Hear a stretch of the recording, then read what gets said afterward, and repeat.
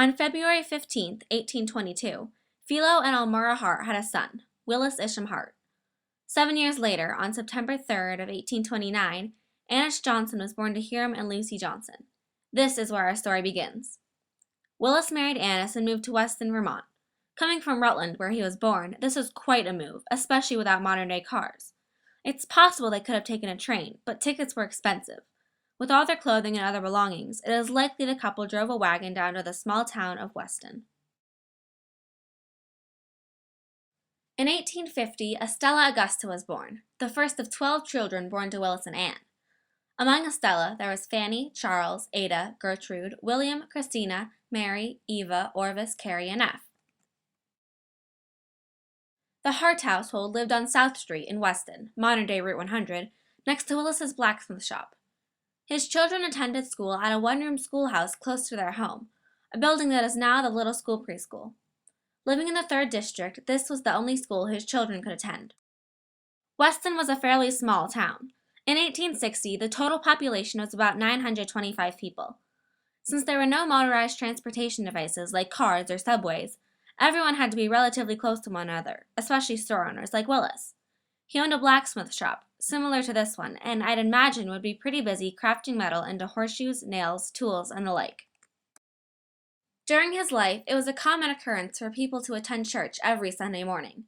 There were 3 different churches in Weston, a Congregational, a Baptist, and a Methodist. The latter no longer exists, but existed where the Weston Playhouse is today, and the 2 others still stand. Though I don't have any way of learning which he went to, if he went to one, I know it was one of these 3. In October of '61, Hart enlisted in the Army to help fight the Civil War.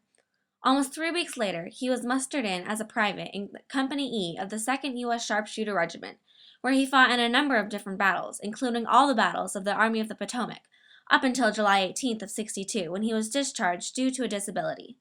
The test to be a part of the 2nd USSS was much more difficult than that of the 1st. To be in the 2nd, you needed to have a more accurate shot, hitting a bullseye from 200 yards away.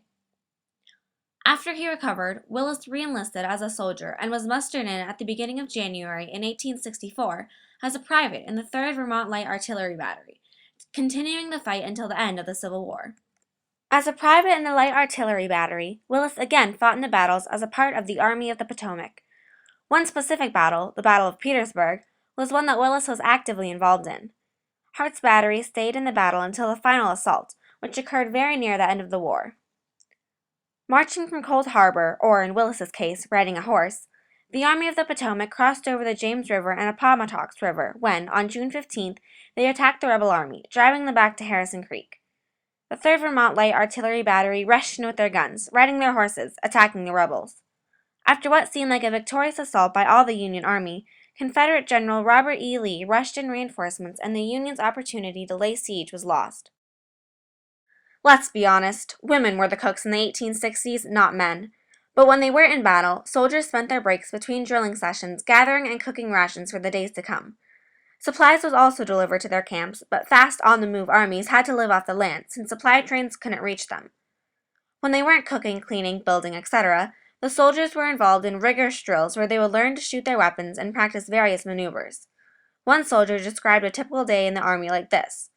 The first thing in the morning is drill, then drill and drill again, then drill, drill, and a little more drill, then drill, and lastly, drill. As you can tell, there is little free time. When the war ended in 1865, Willis came home unharmed and very much alive, unlike several others who didn't make it through. The 1880 federal census listed Willis as a woodchopper, which told us that Hart either sold his business or the neighboring blacksmith shop on Lawrence Hill Road took over as the Weston blacksmith. Finally, on July 29, 1905, when he was 83 years old, Willis Isham Hart passed away from a reason unbeknownst to me. With his family still living in Weston, Annis became a widow, living another 12 years before she died on April 2, 1917, at the age of 87. Though there aren't any known artifacts in existence from Willis or his family, Hart is a hero for his bravery going into battle even after he'd been injured. I hope that he will be remembered even without anyone to remember him by, because honor and dedication in times of trouble should not be forgotten.